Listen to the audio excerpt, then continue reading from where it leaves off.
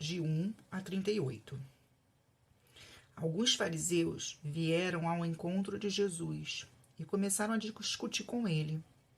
Para pô-lo à prova, exigiram que lhes mostrasse um sinal do céu. Ao ouvir isso, Jesus suspirou profundamente e disse: Por que este povo insiste em pedir um sinal? Eu lhes digo a verdade, não darei sinal algum aos homens desta geração. Então ele os deixou, entrou de volta no barco e atravessou para o outro lado do mar. Os discípulos, porém, se esqueceram de levar comida.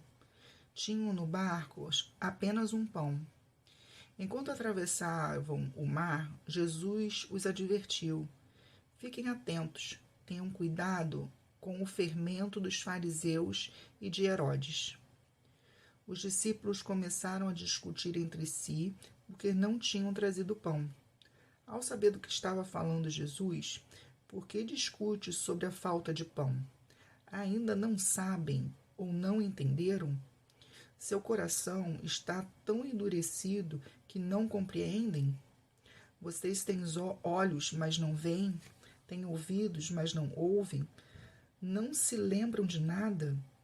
Quando reparti os 5 pães entre os 5.000, quantos cestos cheios de sobra vocês recolheram? 12, responderam eles. E quando reparti os 7 pães entre os 4.000, quantos cestos grandes cheios de sobra vocês recolheram? 7, responderam. E vocês ainda não entendem? Perguntou. Quando chegaram a Betsaida, algumas pessoas trouxeram um cego a Jesus e lhe pediram que o tocasse. Ele tomou o cego pela mão e o levou para fora do povoado. Em seguida, cuspiu nos olhos do homem, pôs as mãos sobre ele e perguntou: Vê alguma coisa? Recuperando aos poucos a vista, o homem respondeu: Vejo pessoas, mas não as enxergo claramente. Parecem árvores andando. Jesus pôs as mãos sobre os olhos do homem mais uma vez e sua visão foi completamente restaurada. Ele passou a ver tudo com nitidez. Então Jesus se despediu dele e disse: Ao voltar para casa, não entre no povoado. Jesus e seus discípulos deixaram a Galiléia e foram para os povoados perto de Cesareia de Filipe. Enquanto caminhavam, Jesus lhe perguntou: Quem as pessoas dizem que eu sou?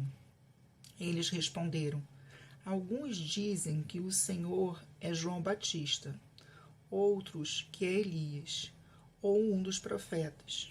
E vocês? Perguntou ele. Quem vocês dizem que eu sou? Pedro respondeu: O Senhor é o Cristo. Mas Jesus os advertiu de que não falassem a ninguém a seu respeito. Então Jesus começou a lhes ensinar que era necessário que o Filho do Homem sofresse muitas coisas e fosse rejeitado pelos líderes do povo, pelos principais sacerdotes e pelos mestres da lei. Seria morto, mas 3 dias depois ressuscitaria.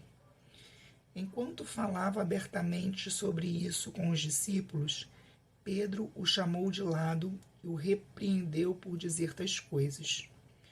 Jesus se virou, olhou para os seus discípulos e repreendeu Pedro. Afaste-se de mim, Satanás, disse ele. Você considera as coisas apenas do ponto de vista humano e não da perspectiva de Deus. Depois, chamou a multidão e os discípulos e disse: Se alguém quer ser meu seguidor, negue a si mesmo, tome sua cruz e siga-me. Se tentar se apegar à sua vida, a perderá. Mas se abrir mão de sua vida, por minha causa e por causa das boas novas, a salvará. Que vantagem há em ganhar o mundo inteiro, mas perder a sua vida? E o que daria um homem em troca de sua vida? Se alguém se envergonhar de mim e de minha mensagem nessa época de adultério e pecado, o Filho do Homem se envergonhará dele quando vier a glória de seu Pai com seus anjos.